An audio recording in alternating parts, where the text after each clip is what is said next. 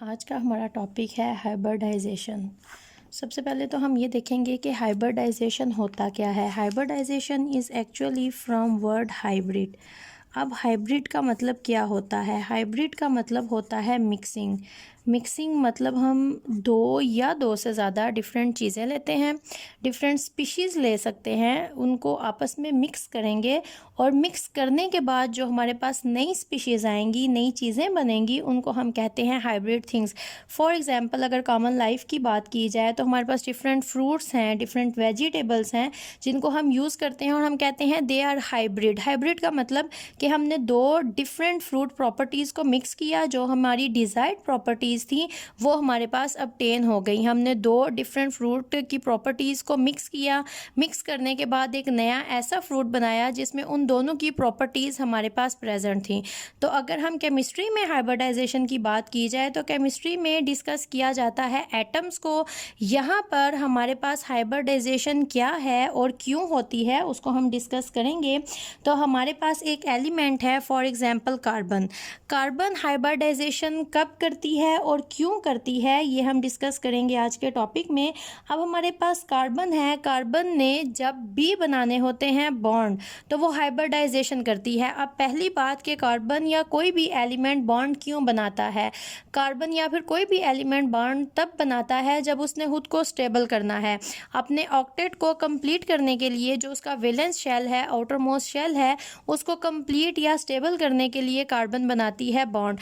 अब बॉन्ड बनाने के लिए या किसी की हाइब्रिडाइजेशन या वैलेंसी को कैलकुलेट करने के लिए सबसे पहले चीज़ जो हमें पता होना चाहिए that is it's electronic configuration. Electronic configuration लिखने के लिए अगर आपको ये पता है कि किसी भी एलिमेंट के पास टोटल इलेक्ट्रॉन्स कितने होते हैं तो आप उसकी इलेक्ट्रॉनिक कन्फिग्रेशन ईजीली लिख सकते हैं। जैसे कि अगर कार्बन को डिस्कस किया जाए तो कार्बन के पास टोटल जो एटम है डेट इज़ 6। इसीलिए जब हम कार्बन को लिखते हैं तो हम कार्बन को लिखते हैं कार्बन 6। और जब मैं इसको इसकी ग्राउंड स्टेट में लिखूं तो ग्राउंड स्टेट में हमारे पास इसकी इलेक्ट्रॉनिक कन्फिग्रेशन आएगी 1s2। ये पहला हमारे पास आ जाता है शेल, उसके बाद दूसरा शेल जिसको हमने 2 से डिनोट किया 2s2, और उसके बाद हमारे पास आ जाता है 2p2। टोटल 6 इलेक्ट्रॉन्स हैं, 2 2 एंड 2। 1s में टोटल 2 इलेक्ट्रॉन आ सकते हैं और p में हमारे पास टोटल 6 इलेक्ट्रॉन आ सकते हैं। अब 1s पहला जो हमारे पास ऑर्बिटल होता है डेट इज s में हमारे पास टोटल 2 इलेक्ट्रॉन आते हैं और ये यहाँ पर हो जाता है कंप्लीट। उसके बाद सेकंड हमारे पास स्टार्ट होता है यू कैन से ऑर्बिट और ऑर्बिटल। तो हमारे पास क्या है, यहाँ पर टोटल हमारे पास s और p होते हैं और p में 6 और s में 2, तो यहाँ पर टोटल 8 इलेक्ट्रॉन आएंगे और उसके बाद थर्ड वन हमारे पास स्टार्ट हो जाएगा। तो इसको अगर हम ओपन करके लिखें p में टोटल 6 आ सकते हैं, मतलब कि p की हमारे पास डिवीजन्स हैं px, py एंड pz। तो ये 2 इलेक्ट्रॉन किस तरह से आते हैं, एक इलेक्ट्रॉन x में आता है, दूसरा y में आता है, और pz हमारे पास ये होगा empty, क्योंकि हमारे पास p में टोटल 2 इलेक्ट्रॉन ही हैं। और ये px, py, pz किस तरह से आता है, अगर हम यहाँ पर ऑर्बिटल्स को ड्रा करें तो s मीन्स स्फीरिकल।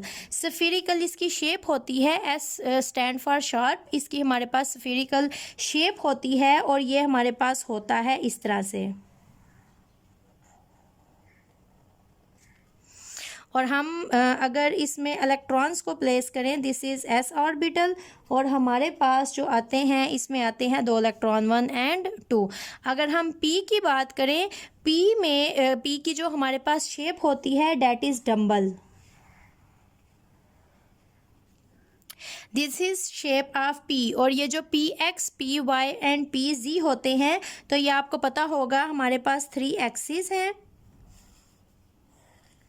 जो हमारे पास एक स्फीयर होता है, एक सर्कल होता है, टोटल वो हमारे पास होता है 360 डिग्री। आपने d देखी है, d 0 से 180 होती है, और अगर आप पूरा स्फीयर लेते हो, 2 d कंबाइन करते हो, 180 वो आपके पास बन जाता है 360।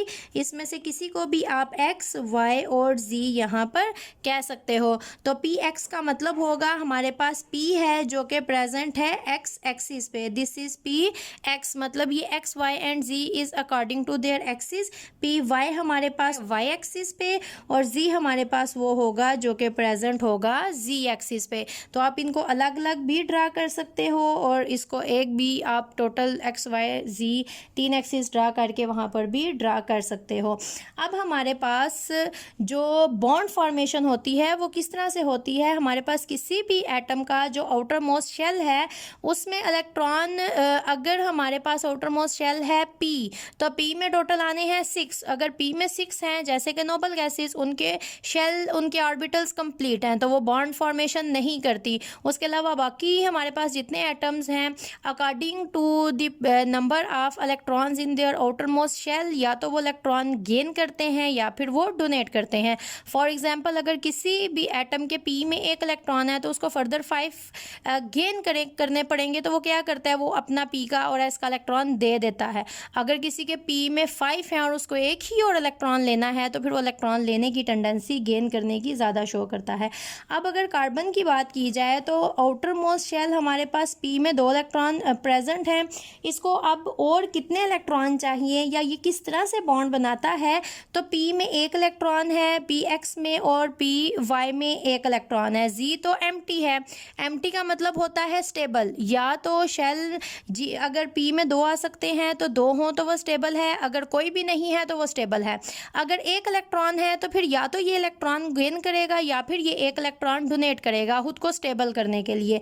अब यहाँ पर आप देखो तो 1s तो हो गया कंप्लीट, तो ये बॉन्ड फॉर्मेशन में खुद को इन्वॉल्व नहीं करेगा, इसलिए इसको हम पहले ही क्रॉस कर देते हैं। क्रॉस करने का मतलब ये नहीं कि ये प्रेजेंट नहीं है, ये इनर शेल है। इनर शेल कभी भी बॉन्ड फॉर्मेशन में नहीं आते, तो इसलिए हम इसको लिखेंगे नहीं ताकि हमारे पास चीज़ें सिंपल हो जाएं। अब अगर आप 2s को देखो तो s में 2 इलेक्ट्रॉन आने हैं, तो 2 इलेक्ट्रॉन आने से तो ये हो गया स्टेबल, तो ये अब इसको भी बॉन्ड फॉर्मेशन में इन्वॉल्व नहीं हो जाना चाहिए। पीछे हमारे पास आता है p। अब p में टोटल तो 6 इलेक्ट्रॉन आते हैं, लेकिन यहाँ पर x में 1 है और y में 1 है। अब अगर इसने बॉन्ड बनाना है तो कोई और एटम आएगा, अपना एक एक इलेक्ट्रॉन px और py के साथ शेयर करेगा और बॉन्ड बना लेगा। तो इसके अकॉर्डिंग जो हमारे पास कार्बन है उसको होना चाहिए डाइवेलेंट। डाइवेलेंट का मतलब है कि कार्बन को टोटल बनाने चाहिए 2 बॉन्ड। लेकिन अगर आप कार्बन को स्टडी किया है आपने, तो आप हमेशा कार्बन की बॉन्ड फॉर्मेशन को इस तरह से देखते हो।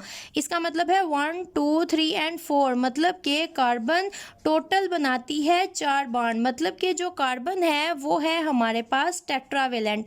लेकिन अगर आप इसकी इलेक्ट्रॉनिक कन्फिग्रेशन को देखो तो कार्बन आपके पास आती है डाइवेलेंट, मतलब कि बनाती है 2 बॉन्ड। तो पेपर में क्वेश्चन भी पूछा जाता है कि apparently carbon is divalent, then why it is always forming 4 bonds. तो इसका आंसर जो आपके पास आएगा वो ये है कि जब कार्बन एक्चुअली इज डाइवेलेंट, जब कार्बन बनाती है 2 बॉन्ड, मतलब px और py का एक एक इलेक्ट्रॉन शेयरिंग करता है और 2 बॉन्ड बनाता है, तो यहाँ पर इतनी एनर्जी रिलीज होती है कि S का, ये जो S के पास 2 इलेक्ट्रॉन है, एक इलेक्ट्रॉन जंप करके आ जाता है Pz में। तो जब Pz में एक इलेक्ट्रॉन आ जाता है तो S के पास भी एक इलेक्ट्रॉन रह जाएगा और Pz के पास भी एक इलेक्ट्रॉन आ जाएगा।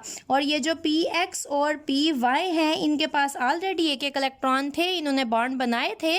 तो अगर हम एज अ होल लिखें सिंपल वे में, तो S का एक इलेक्ट्रॉन जो कि जंप करके Pz में चला जाता है, तो फिर S के पास भी एक इलेक्ट्रॉन है, px के पास भी, py के पास भी और pz के पास भी एक इलेक्ट्रॉन है। तो अब जब 4 ऑर्बिटल्स में एक एक इलेक्ट्रॉन है तो फिर ये 4 बॉन्ड बना सकता है। जितने अनपेयर्ड सिंगल इलेक्ट्रॉन्स होते हैं किसी भी एटम के पास, उतने इलेक्ट्रॉन्स वो शेयर करके और बॉन्ड बना सकता है। तो यहाँ पर 4 इलेक्ट्रॉन है सिंगल सिंगल जो कि पेयर्ड नहीं है, तो इसलिए कार्बन इन चारों को यूटिलाइज करके carbon is that's why always tetravalent, और ये हमेशा हमारे पास वैलेंसी 4 ही शो करती है। स्टार्ट में 2 बॉन्ड बनते हैं और उन 2 बॉन्ड के बनने से इतनी एनर्जी रिलीज होती है हमारे पास कि कार्बन का S से एक इलेक्ट्रॉन जंप करके Pz में चला जाता है, और जिसकी वजह से जो कार्बन है हमारे पास इट इज़ ऑलवेज टेट्रावेलेंट, और ये हमेशा बनाती है हमारे पास 4 बॉन्ड। अब कार्बन के पास यहाँ पर है एक S और P कितने हैं 1 2 एंड 3 और 3 हमारे पास यहाँ पर प्रेजेंट हैं P। अब कार्बन क्या करती है अपने एक S और तीनों P इनको मिक्स करके हाइब्रिडाइजेशन करती है। हाइब्रिडाइजेशन हमारे पास कार्बन की और एज अ होल 3 तरह की है, simple sp3 sp2 and sp, जिसको आज हम करेंगे डिस्कस। ये थोड़ा सा इंट्रोडक्शन था कार्बन के बारे में। एक शॉर्ट क्वेश्चन था, वो शॉर्ट क्वेश्चन क्या है आपके पास, that carbon is apparently carbon is divalent why it is always forming 4 bonds, वो हम डिस्कस कर लिया हमने। नेक्स्ट हम डिस्कस करेंगे हाइब्रिडाइजेशन। अगर बुक से आपने इसका आंसर लिखना है तो आपके पास यहाँ से आएगा, the answer to this question is simple. अब ये स्टेटमेंट तो आप नहीं दोगे, यहाँ से आंसर आएगा आपके पास, before excitation the carbon should make 2 covalent bonds releasing an adequate amount of energy, और यहाँ तक आपके पास इसका आएगा आंसर। क्वेश्चन क्या है आपके पास, question is carbon is divalent, तो उसका आपके पास आंसर, ये पैराग्राफ आपके पास पूरा आएगा।